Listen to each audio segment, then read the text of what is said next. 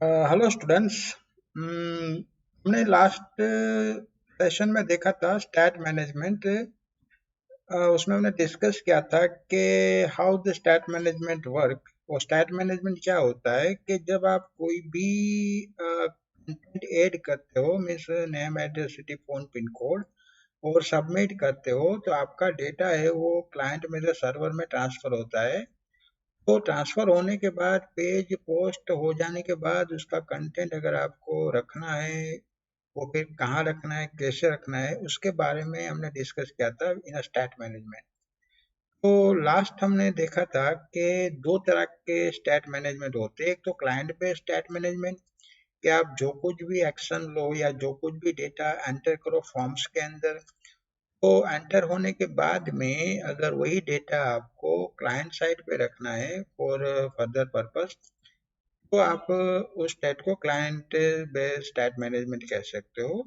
और अगर दूसरा हमने डिस्कस लास्ट टाइम किया था क्लाइंट साइड में व्यू स्टेट, कि क्लाइंट साइड अगर आप मैनेज करते हो स्टेट, मतलब कि आपके जो भी इंफॉर्मेशन है, name, address, city, phone, pin code, form में एक बार हम एंटर कर लेते हैं, तो वही डेटा अगर फिर से दोबारा अगर हमें रीयूज करना है, कि एक बार एक यूजर ने सिटी नेम डाल दिया राजकोट, तो फिर से अगर सेकंड टाइम राजकोट है वो लिस्ट में ऑटोमेटिकली आ जाना चाहिए, तो वो आएगा कैसे? अगर आप वो राजकोट एंटर करके रखा हुआ है फॉर्म पोस्ट होने के बाद, अगर उसको आप लोकल क्लाइंट साइट में अगर रखोगे, तो फिर आप अलग जो 5 डिफरेंट मेथड है उससे आप रख सकते हो। जैसे आप कुकीज तो देख चुके हैं, कुकीज एंड सेशंस पीएचपी के अंदर।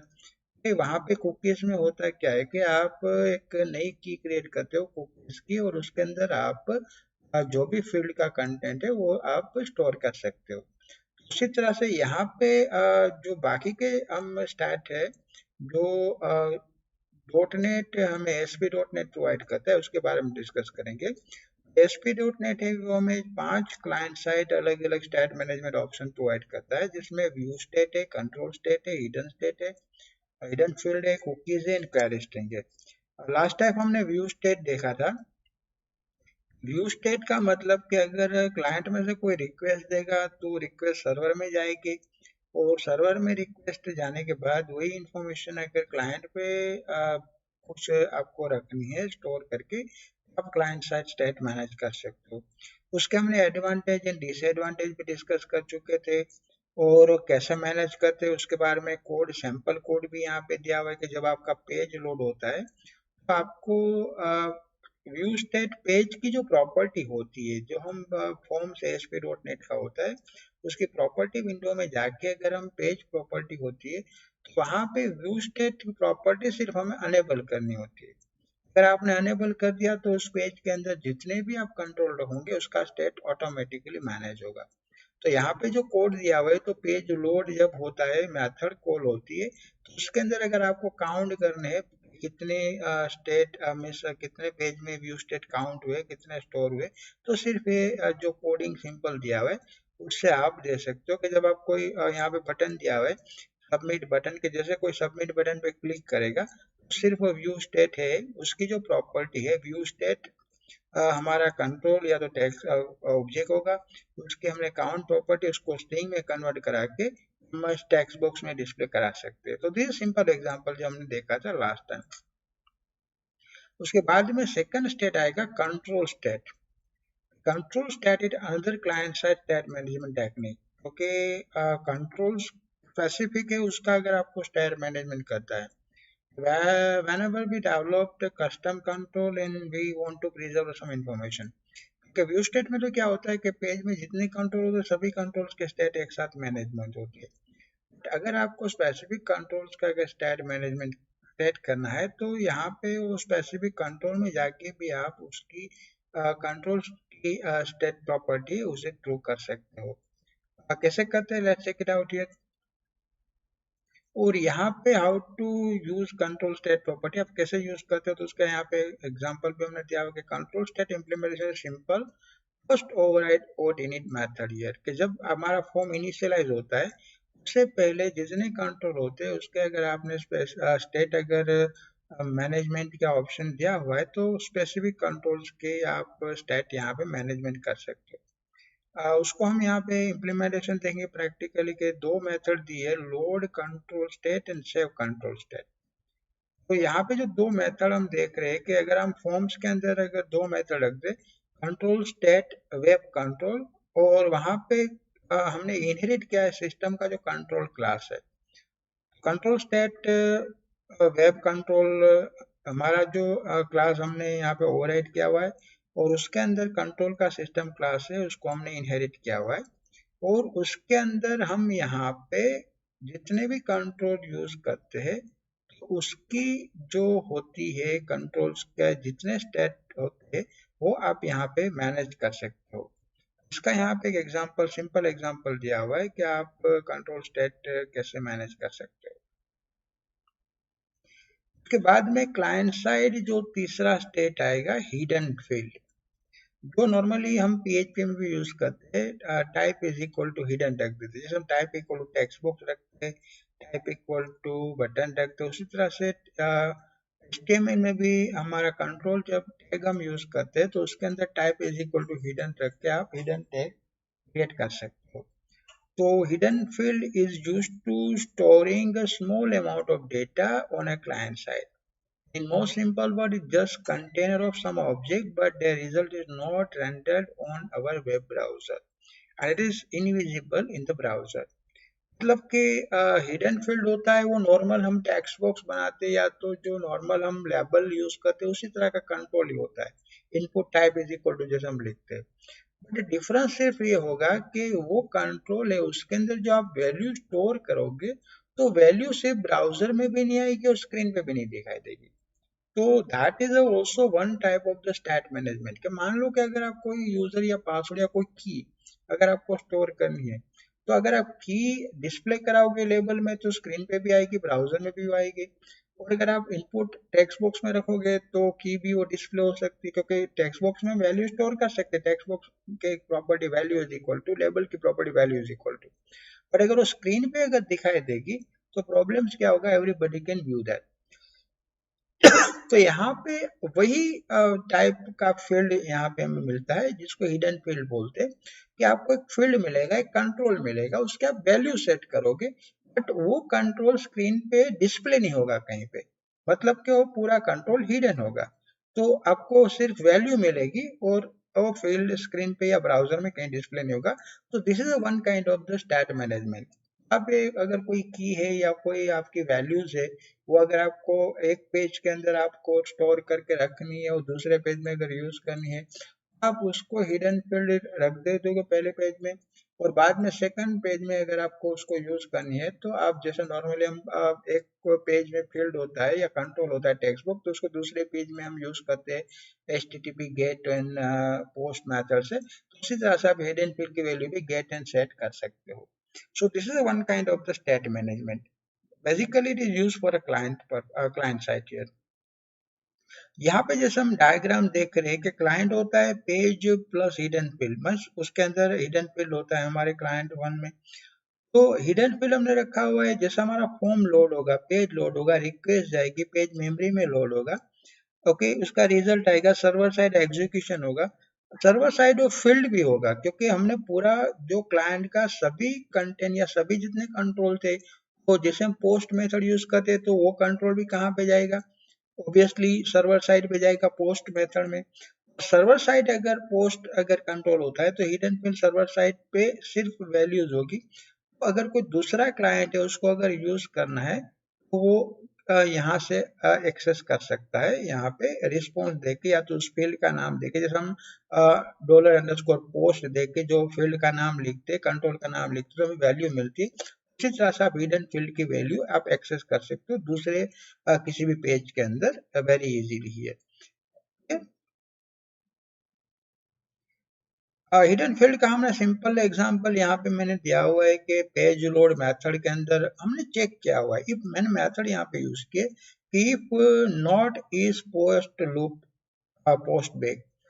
तो ये मेथड क्या करेगी कि यहाँ पे चेक करेगी कि अगर आपका बटन क्लिक हुआ है नहीं, पोस्ट बैक मेथड कॉल हुई है नहीं, या तो पोस्ट बैक एक बार फॉर्म्स पोस्ट होने के बाद फिर से यहाँ पे कंट्रोल रिटर्न होगा तब ये मेथड का वैल्यू ट्रू होगा। तो हमने वहां पे क्या कराया है कि if not is post back, label की जो हमने टेक्स्ट है उसमें फॉर्मेट स्ट्रिंग डॉट फॉर्मेट, और उसके अंदर हमने यहाँ पे दिया हुआ है हिडन फील्ड्स की वैल्यू। हम हिडन फील्ड की वैल्यूज यहाँ पे डिस्प्ले कराते जाएंगे लेबल्स के अंदर कि जो भी उसकी स्टोर होगी।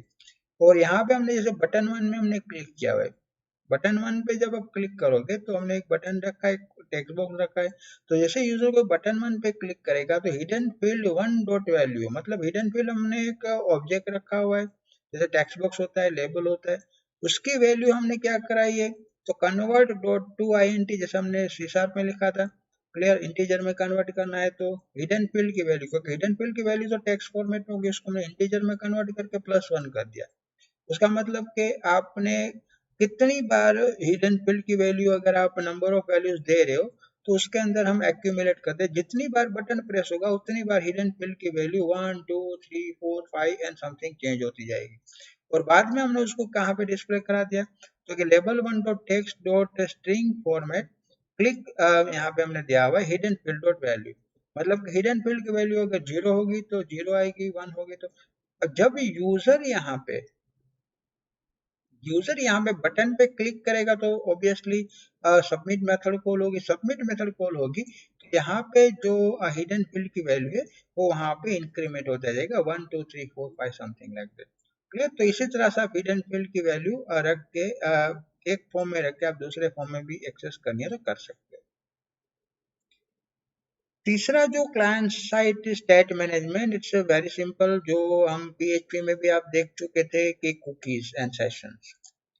Cookie is a small piece of a text stored on user computer, and usually information is stored as a name or value part here.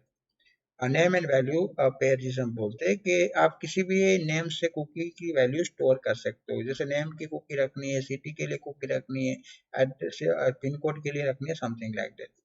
And cookies are used by a website to keep a track of visitors.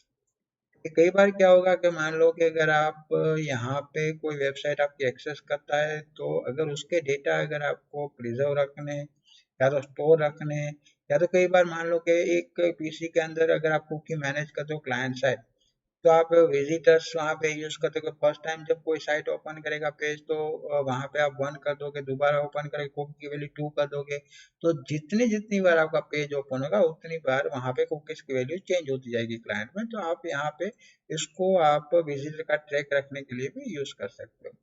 And every time I visit a website, cookies are retrieved from the machine and they help identify the user. In ASP.NET include two built-in cookies collection and collection access through cookie collection. उसके लिए यहाँ पे हमें HTTP request and HTTP response दो class दिए हुए, उसकी मदद से हम कुकीज क्रिएट कर सकते हैं। तो कैसे क्रिएट करते हैं, कैसे कुकीज को एक्सेस करते हैं, जैसे नॉर्मली पीएचपी में आप कुकीज की कीज क्रिएट करते थे और रिट्राइव करते थे, तो यहाँ पे हमें सिर्फ दो क्लास दे दी हुई है, HTTP request and HTTP response. उसका अगर हम एडवांटेज और डिसएडवांटेजेस देखें तो एडवांटेज इज वेरी सिंपल कि इट्स अ वेरी सिंपल वे, आपको कोई कोडिंग नहीं लिखना होगा, सिर्फ HTTP रिक्वेस्ट आप कुकी क्रिएट करोगे और HTTP रिस्पॉन्स से आप कुकीज एक्सेस करोगे। So very simple way you can store and retrieve the values. But उसका डिसएडवांटेज जो होगा कि cookies can be disabled on a user browser, क्योंकि कई बार होता क्या है कि कई ब्राउजर्स होते हैं, कुकीज क्लाइंट साइड में मैनेज होगी, तो कई बार क्या होता है कि ब्राउजर के सेटिंग में जाके आप कुकीज ऑन एंड ऑफ कर सकते हो। मान लो कि अगर किसी यूजर ने ब्राउजर में जाके कुकीज ऑफ कर दिया तो हमारी कुकीज की वैल्यू क्रिएट नहीं होगी वहां पे, क्योंकि browser it's browser side client side cookies है। तो ब्राउजर्स में से आप सेट कर सकते हो कि आपको कुकीज क्रिएट करनी है या नहीं। तो अगर ब्राउजर में से अगर ऑप्शन ऑफ कर दिया तो फिर आपने प्रोग्राम में भी अगर यूजर की कुकीज या किसी पेज में कुकीज क्रिएट होगी तो वहां पे अगर ब्राउजर में ऑफ ऑप्शन होगा तो कुकीज क्रिएट नहीं होगी। This is one of the biggest disadvantage. Cookies are transmitted for each HTTP request and response that causing overhead and bandwidth. जो कुकीज होगा क्या, जैसे आप रीड करोगे राइट करोगे, रीड करोगे राइट करोगे तो हर बार वो आपके क्लाइंट में से रिक्वेस्ट आएगी, क्लाइंट में रिस्पॉन्स आएगा, जितनी जितनी बार रीड करोगे उतनी बार क्लाइंट में से रिस्पॉन्स एंड रिक्वेस्ट आएगी, तो it make your client PC slower. And inappropriate for a sensitive data, कि मान लो कुकी अगर आप यूज कर रहे हो तो सेंसिटिव डेटा के लिए यूज नहीं कर सकते, क्योंकि वो क्लाइंट साइड पे क्रिएट होती है and it accessible bye everyone here. तो यहाँ पे सेंसिटिव डेटा हो गया तो उसके लिए फिर आप कुकी यूज नहीं कर सकते। तो this is one of the drawback of a cookies here. और यहाँ पे डायग्राम जैसे हमने देख रहे हो कुकीज कैसे काम करती है, तो क्लाइंट ब्राउजर होगा, तो वहां से रिक्वेस्ट जाएगी आपकी स्टैट मैनेजमेंट में, कुकी एचटीटीपी हेडर जो भी है, और वहां पे आप कुकीज और सेशन कैशिंग एरिया के अंदर आप क्रिएट कर सकते हो। उसके लिए एक यहाँ पे सिंपल कोड दिया हुआ है कुकीज क्रिएट करने के लिए। तो जैसे यहाँ पे कुकीज क्रिएट करने के लिए एचटीटीपी कुकी क्लास दिया हुआ है। तो एचटीटीपी कुकी और कुकीज जो है हमारा ऑब्जेक्ट है जैसे हम देख रहे, और उसका कंस्ट्रक्टर हम कॉल करेंगे is equal to new HTTP cookies, और कुकीज जिस नाम से बनाने उसका नाम दे दोगे। मानो कि निक नेम नाम के मुझे बनाने हैं तो निक नेम दोगे, फर्स्ट नेम दोगे, लास्ट नेम दोगे, या जो भी नाम से। और बाद में उसकी वैल्यू स्टेट करनी है, तो जैसे हम नॉर्मली क्लास में वैल्यू स्टेट करते हैं, कुकीज नाम का हमारा ऑब्जेक्ट बन गया, और उस कुकीज को हमने वैल्यू सेट करनी है, तो ऑब्जेक्ट की जो प्रॉपर्टी है cookies dot value is equal to, हम उसको जो भी वैल्यू देनी है दे सकते हैं। उसके बाद में कुकीज का एक्सपायरी टाइम अगर हमें सेट करना है तो very simple way, cookies dot expiry is equal to, हम यहाँ पे दे सकते हैं कि जैसे मैंने यहाँ पे दिया हुआ है कि मुझे देना है 8 मिनट+1, मतलब कि 1 मिनट के अंदर कुकीज डिसअपियर हो जानी चाहिए, तो रिमूव हो जानी चाहिए। तो डेट टाइम सिस्टम का क्लास है, डॉट नाम इस करंट टाइम आ गया, और उसमें मैंने 1 मिनट ऐड कर दी। एड मिनट मेथड है उसको मैंने आर्ग्यूमेंट दे दी 1, तो मतलब कि 1 मिनट मैंने एक्सपायर टाइम सेट कर दिया, तो 1 मिनट के बाद ऑटोमेटिकली कुकीज रिमूव हो जाएगी ब्राउजर कैशिंग एरिया में से। और बाद में अगर आपको कुकीज को एक्सेस करना है तो request dot cookies dot add and cookies आप कर सकते हो। और यहाँ पे मैंने जो काउंट करके दिया हुआ है कि रिक्वेस्ट डॉट कुकीज काउंट, मान लो कि सबसे पहले आप चेक करोगे कुकीज है या नहीं, या तो ग्रेटर देन 0 कोई भी कुकीज वैल्यूज क्रिएट हुई या नहीं, या तो फिर request dot cookie nickname नाम की कुकीज है, या नॉट नल उसमें कोई वैल्यू नहीं है। अगर अगर कुकीज के अंदर वैल्यूज है तो obviously count method 0 greater than आएगी, और निक नेम कुकी ऑलरेडी है तो वहां पे नल नहीं होगा। तो हम फिर उस कुकीज की वैल्यू रीड करनी है, तो लेबल में मैंने यहाँ पे स्टोर कराई हुए कि label nick name dot text is equal to, उसकी property is equal to welcome, और कुकीज मैंने रीड कराई है निक नेम की, जो कुकीज हमने क्रिएट की थी उसकी वैल्यू अगर एक्सेस करनी है तो आप रिक्वेस्ट डॉट कुकी, और यहाँ पे कुकी जिस नाम से क्रिएट की उसका नाम दे दोगे निक नेम, और उसकी जो वैल्यू होगी उसे हमें स्ट्रिंग में कन्वर्ट करना होगा, क्योंकि हम टेक्स्ट बॉक्स में स्टोर करें तो डॉट टू स्ट्रिंग मेथड वहां पे लिख देंगे। और अगर नहीं है तो वहां पे सिर्फ हमने वेलकम गेस्ट करना है, मतलब कि जब आप यूजर लॉग इन करता है तो जैसे आप देखते हो ना कि वेलकम यूजर, तो उस नाम की कुकीज भी क्रिएट हो जाएगी, और यहाँ पे उस नाम का हम कुकीज क्रिएट होती है तो वहां पे उसको हम वेलकम मैसेज देंगे, otherwise we'll say welcome guest here. So this is very simple example how to use a cookies.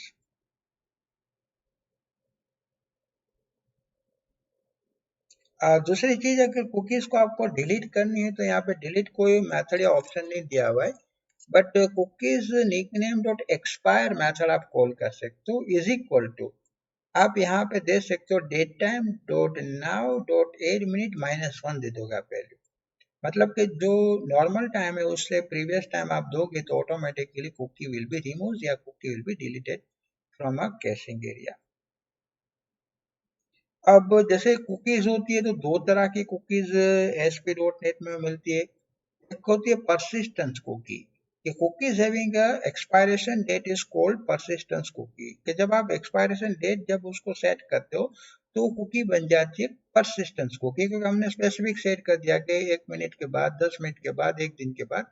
So that cookies is called as a persistent cookie. This type of cookies reach their end of their expiration date become the end year in this cookie we set expiration date, मतलब कि यहाँ पे जो भी cookie आप create करते हो तो उसकी अगर एक्सपायरेशन डेट सेट करते हो तो that cookie is known as a persistent cookie. और नॉन परसिस्टेंस कुकी के जैसे आपने एक बार कुकी कर ली, कुकी क्रिएट कर ली, non persistent type of cookie are store in client hard drive permanently, and it maintain their information as long as the user access uses the services and just simply that is opposite procedure of the persistent cookie. जैसे आप देख रहे हो कि अगर आपको non persistent cookies create करनी है तो आपको सिर्फ cookies क्रिएट करनी है. जैसे cookies हमने दिया नाम सेशन, cookies की वैल्यू हमने सेट कर दी date time now dot to string and cookie expiration हम सेट कर देते एट डेज. तो that is also called as a non persistent cookie here. तो यहाँ पे जो ऑप्शंस थे और लास्ट में हमारा आएगा query string. Query string is a very simple वे. जैसे हम नॉर्मली HTTP रिक्वेस्ट दे रहे तो उसके साथ में हम पैरामीटर पास करें, तो this is known as a query string. On choice of using query string property request, यहाँ पे रिस्पॉन्स से आप क्वेरी स्ट्रिंग यूज कर सकते हो. तो उसके लिए आपको यहाँ पे एक मेथड मिलेगी.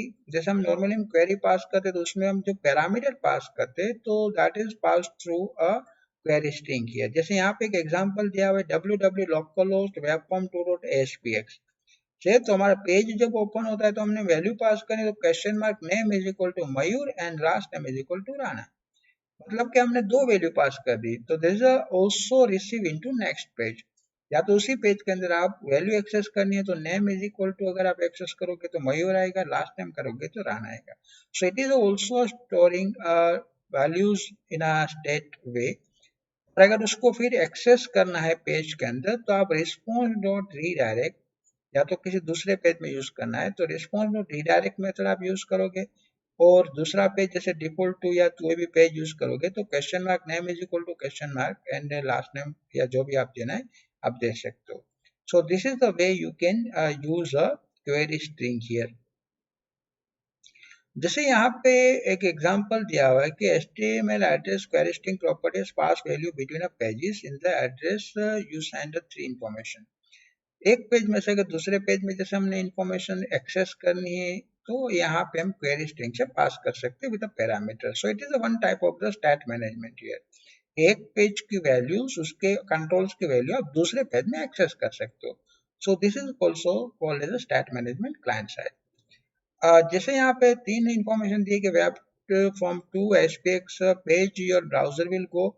उसके बाद में नेम नाम का वेरिएबल हमने रखा हुआ, उसमें मयूर दिया हुआ है, वो लास्ट नेम में दिया हुआ है हमने राना. तो यहाँ पे जब भी आप एक्सेस करोगे दूसरा पेज जब लोड होगा फॉर्म टू या तो डिफॉल्ट टू, तो वहां पे उसकी वैल्यू रीड करने के लिए आपको क्या मेथड यूज करनी है तो रिक्वेस्ट डॉट क्वेरी स्ट्रिंग. और वहां पे आपको देना है आपका जो नेम है जो पैरामीटर दिया था वो, और लास्ट नेम है जो भी है उस वैल्यू आप यहाँ पे दोगे डबल कोटेशन मार्क में. जैसे यहाँ पे एग्जांपल दिया हुआ है कि जब हमारा पेज लोड होगा तो हमें वैल्यू अगर रिसीव करनी है तो response dot right and response dot read method से, या तो यहाँ पे आप रिक्वेस्ट डॉट क्वेरी स्ट्रिंग या जो भी है क्वेरी स्ट्रिंग जो आपने दिया था आईडी है नेम है एड्रेस है क्लियर, उसकी वैल्यू आप इजीली एक्सेस कर सकते हो. जैसे हम simply HTTP underscore post method and get method use करते हैं, बट यहाँ पे ASP ने बिल्ट इन हमें request dot query string request नाम का क्लास उसकी क्वेरी स्ट्रिंग मेथड दिए, उसकी मदद से भी हम क्वेरी स्ट्रिंग एक्सेस कर सकते हैं. इसका यहाँ पे एक डायग्राम दिया हुआ है कि जब यूजर पास करता है कोई क्वेरी तो उसके साथ में क्वेश्चन मार्क और पैरामीटर पास करता है, तो that is one type of the query string है. उसका URL जो बनता है तो उसके साथ में आप क्वेरी पूरी पास कर सकते हो. क्वेरी के अंदर नंबर ऑफ पैरामीटर जितनी भी देनी है आप क्वेश्चन मार्क करके दे सकते हो. तो उसका जो हम अगर एडवांटेज डिसएडवांटेज देखें तो इट्स अ वेरी इजी, क्योंकि हमें कोई कोडिंग नहीं लिखना होता. जब जब भी URL अगर हम यूज करें तो फर्स्ट पेज के अंदर जो कंट्रोल है उसकी वैल्यू सेकंड पेज में यूज करनी है. जैसे हम नॉर्मली HTML में यूज करते थे HTML अंडरस्कोर पोस्ट, तो यहाँ पे भी आप रिक्वेस्ट डॉट क्वेरी स्ट्रिंग से कर सकते हो. It is similar to that. And उसका अगर हम डिसएडवांटेज देखें तो query string has a max length here. if you have the send a lot information this approaches does not work, क्योंकि यहाँ पे लिमिटेशन होती है कि अगर आप मैक्सिमम उसके अंदर वैल्यू तो number of parameter depends upon a browser depends upon your miss memory and caching, आप इतनी ही वहाँ पे वैल्यूज ट्रांसफर कर सकते हो एक पेज में से दूसरे पेज में. और दूसरा उसका मेजर ड्रॉबैक है query string is visible in your address part your browser here. तो अगर मान लो कि अगर आप यूजर नेम और पासवर्ड अगर आप एक पेज में से दूसरे पेज में पास कर रहे हो पैरामीटर थ्रू क्वेरी स्ट्रिंग में से, तो वहां पे आप जब भी आपका पेज ओपन होगा या पेज एग्जीक्यूट होगा तो वहां पे question mark user equal to value जो भी होगी और पासवर्ड इक्वल टू वैल्यू वहां पे दिखाई देगी। So obviously you can not hide the content, जैसे हमने हिडन फील्ड में देखा था कंटेंट कहीं पे डिस्प्ले नहीं होता, हम वैल्यू स्टोर कर सकते हैं हिडन फील्ड में, बट यहाँ पे हमारी वैल्यूज होगी वो ब्राउजर में एड्रेस बार में दिखाई देगी आप कौन सी वैल्यू पास कर रहे हो। सो यहाँ पे अगर कोई इंफॉर्मेशन है कि वो क्रिटिकल नहीं है तभी आप क्वेश्चन मार्क पैरामीटर से क्वेरी स्ट्रिंग की वैल्यू पास कर सकते हो। सो यहाँ तक जो हमने डिस्प्ले देखा, जो this all are the client side state management, clear कि जो आप यूज कर सकते हो। व्यू स्टेट है, कंट्रोल स्टेट है, क्वेरी स्टेट है, हिडन फील्ड एंड कुकीज, पांच हमने जो डिस्कस किए थे, पांच अलग अलग तरह से आप प्रीवियस जो कंट्रोल से उसकी वैल्यूज आप प्रिजर्व कर सकते हो क्लाइंट के अंदर, आइदर इन व्यू स्टेट की मदद से, कुकीज की मदद से, कंट्रोल स्टेट की मदद से, या तो फिर क्वेरी स्ट्रिंग से भी आप यूज कर सकते हो। अब नेक्स्ट लेक्चर में हम डिस्कस करेंगे सर्वर साइड स्टेट मैनेजमेंट किस तरह से आप यूज कर सकते हो। So this is the end of this session.